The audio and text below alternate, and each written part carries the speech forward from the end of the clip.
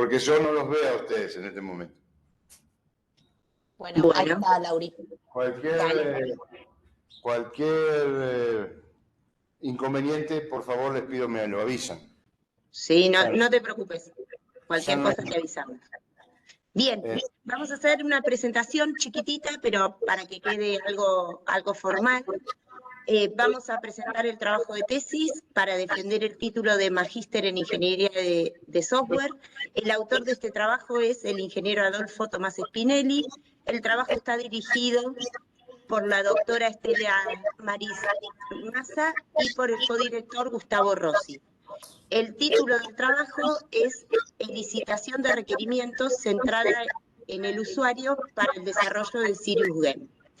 Bien, agradecemos al jurado la predisposición. Leandro Antonelli, que es uno de los jurados, la doctora Cecilia Sanz es la otra jurada, bien, y Gustavo Astudillo es el último integrante del jurado. Todos están conectados por videoconferencia y el doctor Antonelli ha sido designado como coordinador de este jurado. Bien, con Nati seguramente apagamos la cámara y el micrófono, pero seguimos conectadas por cualquier duda técnica que exista. Bueno, suerte Adolfo. Muchas gracias. Bueno, hechas las presentaciones y ya hemos hablado en extenso previamente, paso directamente a la presentación, a la defensa, y les digo, considerar el juego como una herramienta de aprendizaje no es nuevo y se ha aplicado tanto para enseñar un rol social, aprender a comerciar, por ejemplo, divulgar el conocimiento o capacitación y entrenamiento en diferentes ámbitos, en particular el ámbito castrense, la educación, la salud, la industria. Un videojuego es una extensión de un juego.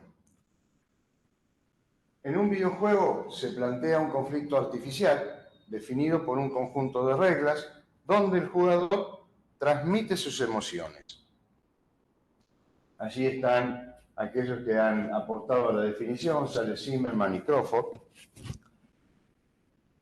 Pero el videojuego es un producto que se comercializa y se comercializa a través de una industria que hoy por hoy es madura y mueve miles de millones de dólares. Podemos ver en la industria de los juegos dos vertientes: los videojuegos comerciales, que son los que más conocemos, y los serious game, que también son conocidos pero en otro ámbito, el ámbito de la capacitación y el entrenamiento. Ambas industrias son maduras, ambas industrias producen importantes beneficios económicos, pero tienen similitudes y diferencias. Las similitudes están en que ambos dos buscan representar una realidad, pero uno busca satisfacer una necesidad lúdica y la otra lograr el aprendizaje de una capacidad o de un entrenamiento. En los videojuegos, las metodologías de trabajo son ágiles y hay una preeminencia del trabajo multidisciplinario. En cambio, en los serious game hay unas metodologías de trabajo tradicionales. Esto viene a cuento por el hecho del objeto que tiene. El videojuego tiene un crecimiento dinámico, un cambio dinámico de sus facilidades, porque vamos viendo el videojuego en el 2001, el videojuego en el 2002, Doom, por ejemplo. Nació en el siglo pasado y hoy todavía tiene secuelas. El serious game pretende una convivencia en el tiempo, tienen presupuestos diferentes y lo que más nos importa son los aspectos del producto. ¿Por qué? Porque el videojuego comercial se apoya en lo que llamaríamos una motivación intrínseca para ser comprado. Y esta se representa en lo que definiríamos como estado flow. Vamos a hablar en la próxima diapositiva de todo esto, que tiene realismo y fantasía. En cambio, en el serious game lo que hay es un estado flow basado en el realismo y en la motivación extrínseca.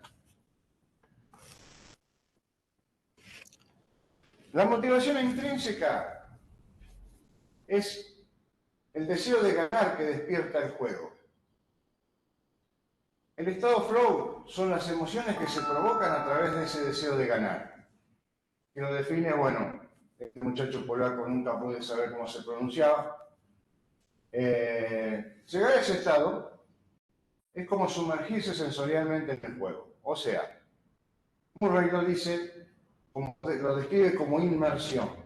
Es sumergirse sensorialmente en el juego, sentir que uno es parte de ese juego. A esta experiencia que el jugador tiene, González Sánchez la denomina jugabilidad.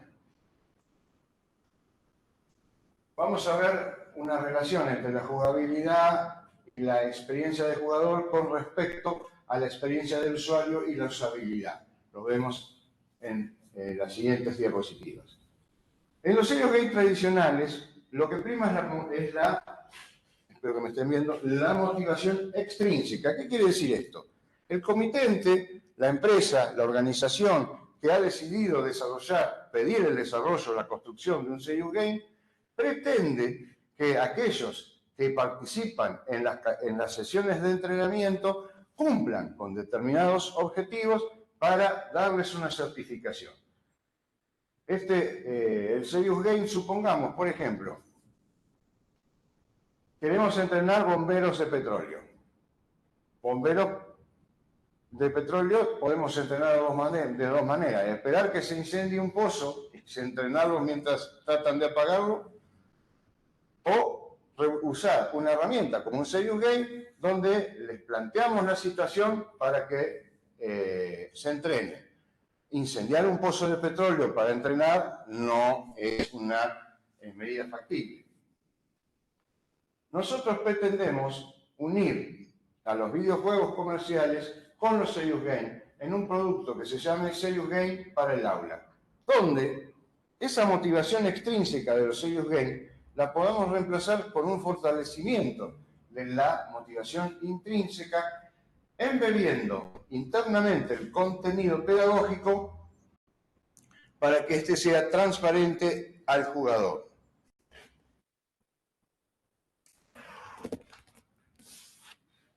Embeber el contenido en el serious game implica de alguna manera tomar en consideración el aprendizaje en juego. ¿Cuál es la relación del juego con el aprendizaje? Ya en 1899 empezaron a hacer algunos estudios formales respecto a esto. Vygotsky, Piaget y otros en el conjunto armaron una serie de teorías en relación a cómo el juego incorporaba conocimientos en los niños a medida que iban jugando. Con el advenimiento de la revolución TIC, o sea, de las tecnologías de información y comunicación, Echeverría Esponda, en el 1999, plantea la existencia de un tercer entorno. ¿Qué es esto? Lo que está planteando es lisa y llanamente que estamos explotando de información a través de Internet, las redes sociales, que toda esa información, las páginas web, que toda esa información nos inunda, que mucha de esa información no es válida, que debemos ser capaces de identificar unas de otras, es decir, está definiendo un ambiente donde el ser humano se introduce, se inmersiona y debe aprender a convivir con ese ambiente, debe aprender a convivir con ese ambiente. Analizando esta situación, Prensky y Jensky plantean un conjunto de competencias y habilidades que deben adquirir los seres humanos inmersos en ese entorno para poder aprovechar el entorno y no ser confundidos por el propio entorno. Esto implica que tienen que enfrentarlo al entorno, capacitándose, adquiriendo competencias para separar la paja del trigo y comprender de qué se trata. Para ello, es necesario que se utilice un aprendizaje diferente del aprendizaje que era el tradicional en la escuela hasta entonces. Por ello proponen aprovecharme las metodologías de Internet, de videojuegos, de gamificación, como elementos de herramientas de aprendizaje para ese nuevo entorno. Ahora bien, no basta con esto, porque tienen que adquirir capacidades para interpretar la información recibida. Y esto obliga a que el conocimiento se adquiera de una manera diferente a la que se viene adquiriendo. ¿Cómo se adquiere el conocimiento en general hasta hoy eventualmente? Se adquiere en base a una práctica constante de ejercicios repetitivos donde la persona le es inculcado un conjunto de conocimientos y de competencias en base a la repetición, sin mayor esfuerzo de la comprensión y la reflexión que les permita comprender el fenómeno y al mismo tiempo aportar para aumentar la comprensión del fenómeno en un aprendizaje colaborativo. Esto es lo que de alguna manera plantean James y Prensky, es decir, reemplazar el aprendizaje repetitivo por uno comprensivo, como lo plantea Pozos y Echeverría. En 1999, Lallier y otros plantean la existencia de los objetos de aprendizaje. Esto puede ser útil o es útil como una respuesta posible para involucrar un aprendizaje crítico y comprensivo. Los objetos de aprendizaje son un encapsulamiento donde hay un objetivo, un contenido, objetivo definido de aprendizaje, contenido de aprendizaje, y una actividad. En esa actividad que pretende inculcar el objetivo y el contenido, es donde debemos operar para lograr que se aplique o se fomente el aprendizaje comprensivo y reflexivo. Luego, también cuenta con una evaluación. Ahora, ¿cómo incorporamos el videojuego dentro de este esquema? Hay diversas estrategias. El videojuego puede ser totalmente un objeto de aprendizaje o puede ser solamente una parte del objeto de aprendizaje. Tenemos diferentes estrategias. El objetivo de aprendizaje del objeto de aprendizaje va a ser siempre aquel que decida el docente. En cuanto a la estrategia, podemos tener videojuegos comerciales. En ese caso, el docente elige un videojuego que se corresponde a la temática que quiere enseñar. Por ejemplo, queremos enseñar un tema de historia medieval, elegiremos un videojuego que trate en particular ese tema. Podemos utilizar un software educativo, por ejemplo, un software que modele o simule el tiro oblicuo, una enseñanza de física. El docente elige el software que más se adapte a lo que él quiere inculcar en base al objetivo. Proveer herramientas al docente. Estas herramientas serían herramientas como por ejemplo EDOS, Emergo, que son kits de componentes que integrados entre sí, tipo un puzzle, permiten al docente diseñar y construir un juego. Entonces, en base al objetivo, él construye el contenido diseñando y construyendo el juego. En esta particular estrategia ha habido muy buenos avances. El tema es que dependemos de la capacidad de diseño del docente y por esa causa normalmente no trasciende en el aula, no trasciende el juego del aula porque el alumno cumple la tarea pero no está dispuesto a usar nuevamente ese juego. En todos estos casos, en estas tres estrategias, el contenido está descrito a través de esto, pero la actividad que usa ese contenido está en manos del diseño del docente. El docente diseña qué se hace a partir de jugar. El juego es una sesión donde se van discutiendo determinadas cosas, pero esas cosas que se van a discutir, cómo se va a interactuar con el videojuego, con el software, es algo que diseña en una rutina de trabajo de clase el docente. Lo mismo con la evaluación. En cambio, la propuesta nuestra, Serious Game para el aula, también el docente elige el objetivo de aprendizaje dentro de una oferta, porque el Serious Game, ya veremos, solamente puede ser provisto por la industria, dadas sus características. Él va a elegir dentro de la oferta de la industria un Serious Game que corresponda al objetivo y contenidos que él pretende. Bueno, se me escapó el contenido ese, se tendría que estar despegado. Y la actividad va a estar embebida junto con la retroalimentación dentro del videojuego. La evaluación se basa en registros almacenados. ¿Qué ocurre? La ventaja de este esquema es que todo el sector, todo esto, cubre todos los aspectos del objeto de aprendizaje y es configurable por el docente.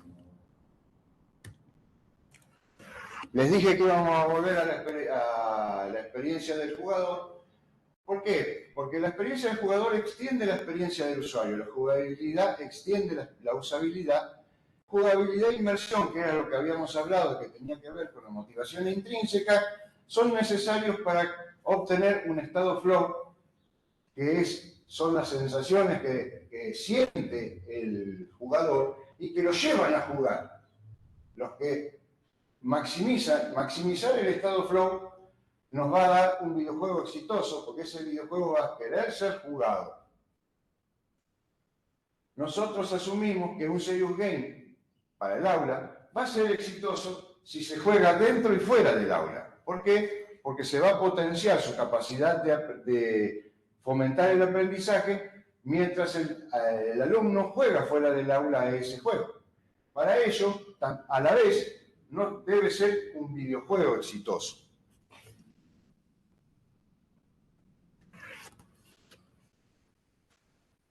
Analizando, un videojuego exitoso depende del diseño que consiste en una lista de mecánicas de aprendizaje, mecánicas de juego, las cuales, para que sea exitoso, tienen que maximizar el estado flow. Una mecánica de juego es aquella que describe una acción dentro del juego.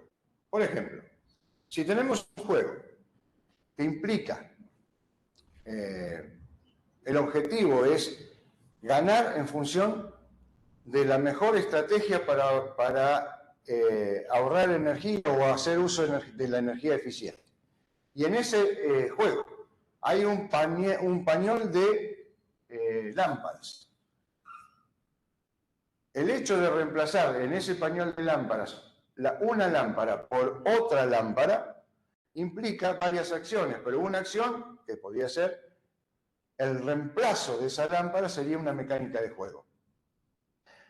El reemplazo de esa lámpara sería una mecánica de juego y estaría ligada a la elección. Si la elección implica una reducción en el consumo de energía, se obtendría puntos de mejora. Pero si no es así, se reduciría el puntaje, su performance. Esto vendría a cuento para una mecánica de juego. Una descripción sería un ejemplo de mecánica de juego. Para que ese juego hipotético fuese un serious game, tendría que, además de tener la mecánica de juego, esta mecánica se tendría que transformar en una mecánica de serious game. Ese tipo de mecánicas están compuestas por 3 elementos. La mecánica del juego, la mecánica del aprendizaje, que en cierta manera en el ejemplo ya está informada, porque el hecho de decir que el reemplazo si es correcto, o sea, se elige una lámpara que va a reducir el consumo, eso va a aumentar la cantidad de puntos que obtiene el jugador, y si elige equivocadamente le va a reducir los puntos, está de alguna manera hablando de la mecánica de aprendizaje, porque esa mecánica se va a dar a lo largo del tiempo a medida de que va probando y viendo, a ver, él mismo dándose cuenta de cuáles son las mejores elecciones y cuáles son las peores. El tercer elemento es el registro de las acciones de las decisiones que está tomando. O sea, el registro de esas decisiones que va tomando nos va a permitir realizar analíticas de aprendizaje. ¿Qué es esto? Evaluar el avance de este hipotético jugador en la comprensión del ahorro de la energía, que es el objetivo del juego. Los 3 elementos compondrían la mecánica de juego de un serious game. Esta mecánica de juego de un serious game serían los requerimientos que tenemos que elicitar para diseñar el serious game. Bueno, como ya dije anteriormente, para tener un serious game para el aula, es imprescindible interesar a la industria de los videojuegos. Para hacerlo, es necesario que la industria de videojuegos esté en condiciones de utilizar herramientas que le permitan producir videojuegos de calidad dentro de un costo razonable. Nosotros lo que hicimos fue realizar una revisión sistemática. Esa revisión sistemática tenía 2 puntas. Una punta la hemos referido previamente, que es la de qué requerimientos hacían falta para poder definir un videojuego, un serious game. La otra pata era ver si lo que estábamos proponiendo ya no existía, porque entonces no tenía sentido seguir con el esfuerzo. Al hacer la revisión nos encontramos con que en la academia había una pequeña pero importante cantidad de artículos que referían a diferentes modelos de proceso. Pero todos esos modelos de proceso a los que se referían, en general, eran trabajos que no nos daban suficiente detalle de dichos modelos. Solamente 2 nos daban esos detalles. El MDA, o Mecánica y Diseño y Estética, propuesto por Haneke, y el Diseño, Juegos y Experiencia de Wynn, propuesto por Wynn. Ambos modelos de proceso están orientados al desarrollo. El primero de videojuegos en general, el segundo el de videojuegos educativos, para videojuegos educativos. No son específicos o están pensados para este tipo de videojuegos o serious game para el aula. No lo están. Adolecen de algunas diferencias con respecto a lo que nosotros estábamos buscando, y por eso en el 2016 un compañero, fallecido ya, Evans Felipe, propuso el modelo de proceso para el desarrollo de serious game. Este modelo de proceso tiene 2 patas. Una pata que es el diseño centrado del usuario, partiendo de granulars para llegar a un modelo de desarrollo de videojuegos centrado, o sea, incorpora el modelo de desarrollo centrado en el jugador, de González Sánchez, y el modelo de proceso de desarrollo de objetos de aprendizaje de Massa del 2003. Paralelamente a este gran enfoque de diseño centrado en el usuario, para la implementación y producción se apoyó en las líneas de producto de software o LPS de Clemens y Northrop. Estas líneas de productos de software se caracterizan por ser una representación de lo que sería la manufactura, la producción de manufactura, donde hay elaborados y el producto final va a ser la combinación de esos semi-elaborados.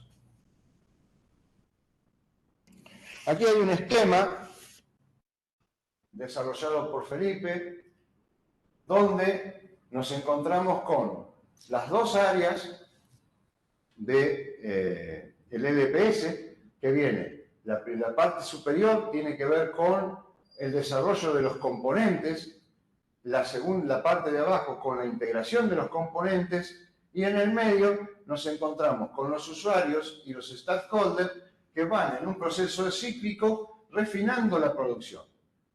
Los asset core o semi-elaborados o módulos a integrar se desarrollan y se implementan en la capa superior, y allí es donde acontece la licitación de requerimientos.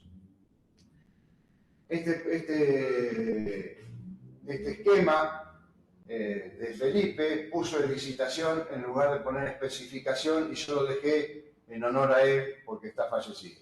Tendría que haber decir especificación. Bueno, en esta parte superior, lo que se van desarrollando son lo que en nuestro caso los llamamos asset core o activos de software, que serían los componentes que vamos a usar a posteriores. Especificamos el componente, hacemos el análisis del diseño, la implementación, los mandamos a un repositorio de componentes. Luego, en la segunda fase, se produce un análisis que es simplemente para determinar de qué manera vamos a combinar esos activos. Hacemos el diseño, en la producción se nos da un producto prototipo, el cual es evaluado, y hacemos todo el ciclo nuevamente hasta que terminemos con un producto final. Ese proceso de especificación, del cual hago referencia, lo podemos describir en este esquema, donde están dos fases. Una fase que es tenemos que entender que el modelo de proceso de desarrollo propuesto por Evans es cíclico, y en un primer ciclo están los requerimientos estáticos, y en un segundo ciclo y en los siguientes ciclos se trata de requerimientos dinámicos. ¿Cuáles son los requerimientos estáticos? Los requerimientos estáticos tienen que ver con la plataforma, la historia general, cuáles van a ser los personajes, y otros elementos como puede ser, vamos a usar qué herramientas de desarrollo vamos a utilizar, y otros aspectos que tengan que ver con la comercialización, la publicidad, que son estáticos porque van a estar permanentemente a lo largo de todo el desarrollo. Los requerimientos dinámicos tienen que ver con aquellos requerimientos que pueden dar a medida en cada ciclo del modelo de proceso.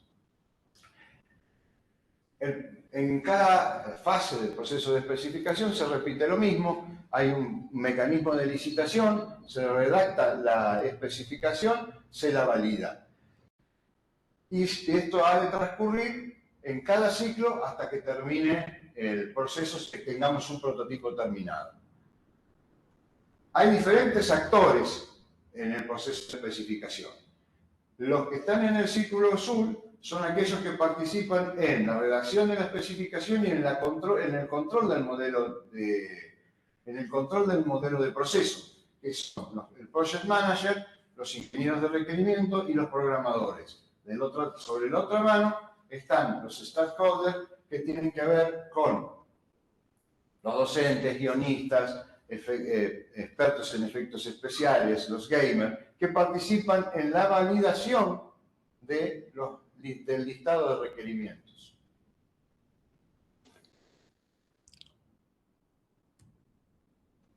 Bueno, ahora vamos a ver, porque en el esquema anterior nosotros tocamos algo que se llamaba licitación.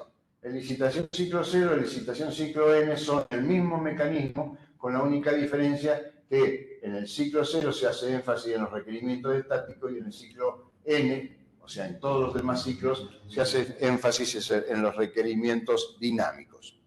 Un requerimiento dinámico podría ser el caso de un personaje que en el ciclo 1 se decide que va a tener un determinado perfil y una determinada actitud, un determinado aspecto visual, y a medida que evoluciona el desarrollo, se puede variar ese perfil, ese carácter, esa visualización, y va cambiando la percepción de ese personaje. Ahora bien, el mecanismo de licitación que nosotros proponemos parte de utilizar algunas herramientas que ya están, que ya se usan para licitar requerimientos, para modelar realidades en otros contextos, para generar aplicaciones de software.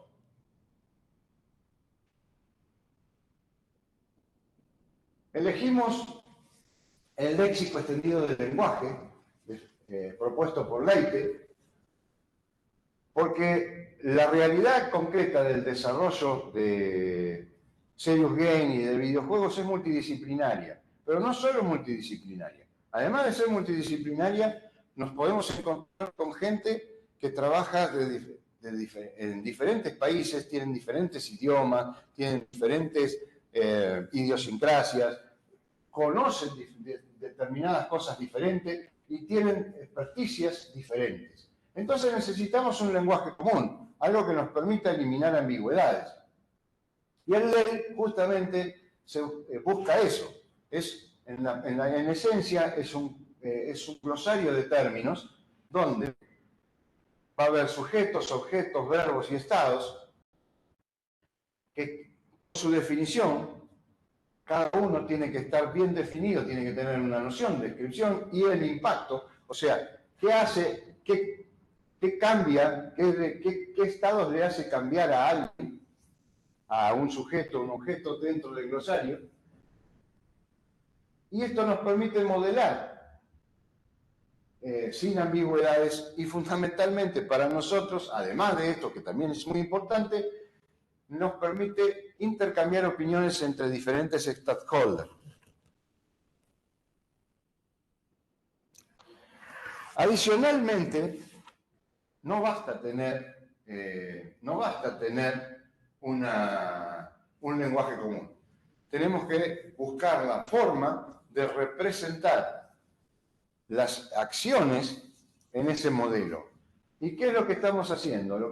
Para eso usamos los escenarios de Leite. ¿Qué son los escenarios de Leite? Los escenarios de Leite son una narración en el lenguaje natural utilizando los términos de Leite, los términos de Leite, donde lo que estamos describiendo en cada escenario es qué recursos hay, o sea, qué sujetos, objetos y ambiente hay en un determinado escenario, las diferentes relaciones que hay entre los sujetos y objetos a través de las acciones y los cambios de estado, que se van a enumerar en un conjunto de episodios, y eventualmente alguna referencia a aquellas situaciones que no están contempladas o que han resultado fuera de lo previsto y son tratadas como casos alternativos. Ahora bien, esto se refiere a una situación. El conjunto de los escenarios que se van a describir son aquellos que nos van a dar a nosotros la lista de requerimientos que nosotros necesitamos para desarrollar la aplicación, eventualmente el Serious Game. ¿Cómo logramos obtener la lista de esos escenarios? Para eso decidimos utilizar el mecanismo de derivación de escenarios propuesto por Haddad en 2007. ¿En qué consiste? Consiste en que todos los stakeholders, junto con los ingenieros de requerimiento, elaboran el LED. Allí están todos los sujetos y los objetos y está descrita la noción e impacto de cada uno. Noción, la descripción del sujeto y del objeto. Impacto, los cambios de estado que produce cada acción, directa o indirecta, disparada por un sujeto contra otro sujeto u objeto. Teniendo ese listado, ese glosario, rastreamos en ese glosario, dentro de los sujetos, a todos los actores principales y a todos los actores secundarios. A partir de allí, redactamos, mediante el uso del LED, todos los escenarios candidatos, considerando que cada impacto corresponde a un escenario candidato del actor principal. Lo mismo hacemos con los actores secundarios. Y luego procedemos a simplificar el listado de los escenarios. Si volvemos por un momento a ese ejemplo que hicimos de cambiar la lámpara, podemos decir lo siguiente. Podemos construir un conjunto de escenarios candidatos donde el actor encuentra, primer escenario, actor encuentra, va al panel, encuentra una lámpara rota. Segundo escenario, el actor se dirige al pañol donde se encuentran las lámparas y va a elegir una lámpara para reemplazar. Tercer escenario, el actor reemplaza la lámpara. Cuarto escenario, el actor se encuentra con un pañol sin lámparas. Con un catálogo no tiene lámparas el pañol. Tenemos 4 escenarios. El proceso de simplificación va a implicar, por ejemplo, eliminar todos aquellos escenarios que no tienen sentido y unificar los escenarios que se pueden unificar en un conjunto de episodios. En este caso, por ejemplo, tendríamos 3 episodios y había un cuarto que, por no estar previsto, tendría que ser tratado como un caso alternativo. Y tendríamos de 4 escenarios, lo reduciríamos a 1. Luego pasamos al proceso de validación de los escenarios, que nos va a dar un listado de escenarios aceptados o tendremos que reiniciar el ciclo.